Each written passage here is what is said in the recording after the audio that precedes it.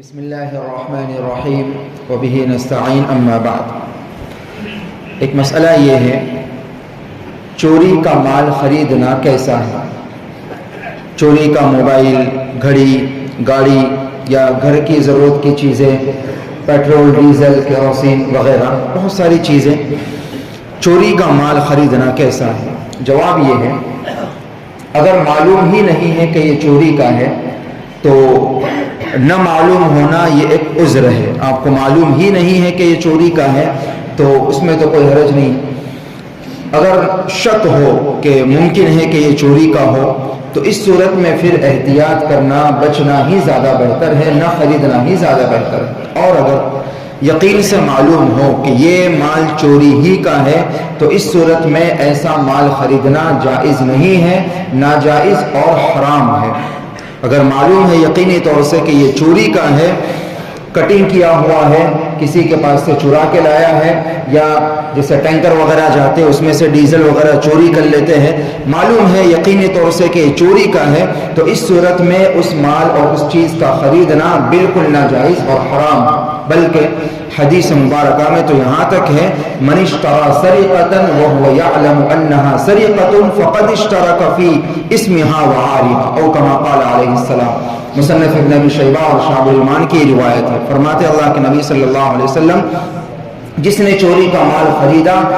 اور اس حال میں کہ اسے معلوم ہے کہ یہ چوری کا مال ہے تو گویا کہ وہ بھی اس چوری میں شریک ہے۔ اللہ کے نبی صلی اللہ علیہ وسلم کا یہاں تک حدیث مبارکہ میں فرمان موجود ہے۔ اگر یہ خیال دل میں آئے کہ ہم تو پیسہ دے کر خریدتے ہیں تو خوب اچھی طرح سمجھنا چاہیے کہ چوری کا مال وہ حرام ہے، جتنے بھی ہاتھوں میں جائے، 10 ہاتھوں میں بھی پہنچ جائے وہ حرام ہی رہے گا۔ لا تأکلوا اموالکم بینکم بالباطل، قرآن میں بھی ہے کہ باطل اور غلط طریقے سے ایک دوسرے کا مال نہ کھاؤ، تو وہ جتنے بھی ہاتھوں میں جائے گا، چاہے پیسوں سے، چاہے مفت میں، چاہے ہدیے میں، وہ حرام ہی رہے گا، وہ حلال ہے صرف اور صرف اس کے اصل مالک کے لیے۔ اب سوال یہ ہے کہ اگر ایسا چوری کا مال ہمارے پاس آ گیا، یا تو پہلے سے معلوم نہیں تھا، بعد میں معلوم ہو چکا کہ یہ چوری کا مال ہے، یا پہلے سے معلوم تھا، خرید لیا تھا، تو اب اس کا کیا ہو، اب کیا کیا جائے؟ جواب یہ ہے کہ اول تو یہ کوشش کی جائے کہ اس کے اصل مالک کو معلوم کر کے وہاں تک اس مال کو پہنچا دیا جائے، جو اصل مالک ہے، جس کے پاس سے خریدا ہو نہیں، جو اصل مالک ہے اس مالک تک اس چیز کو، اس مال کو پہنچا دیا جائے۔ دوسرے نمبر پر اگر مالک کا پتہ نہ ہو تو جہاں سے خریدا ہے اس کو ریٹرن کر دیا جائے، اس کو واپس کر کے اپنا پیسہ واپس لے لیا جائے۔ اگر یہ بھی شکل ممکن نہ ہو تو اب یہ تو کر ہی سکتے ہیں اتنا کہ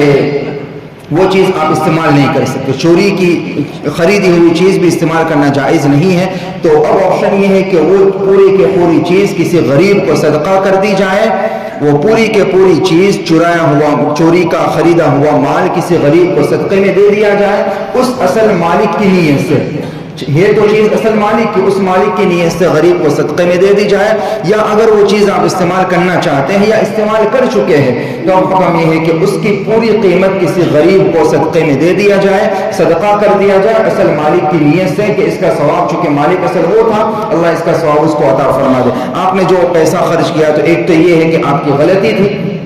کہ آپ نے چوری کا مال خریدا، معلوم ہی نہیں تھا، تو پھر اللہ کی ذات سے امید رکھے کہ آپ نے جو صدقہ کر دیا اس کا ثواب اللہ آپ کو عطا فرما دیں گے۔ بہرحال خلاصہ یہ ہے کہ چوری کا مال خریدنا جائز نہیں ہے۔ واللہ اعلم بالصواب۔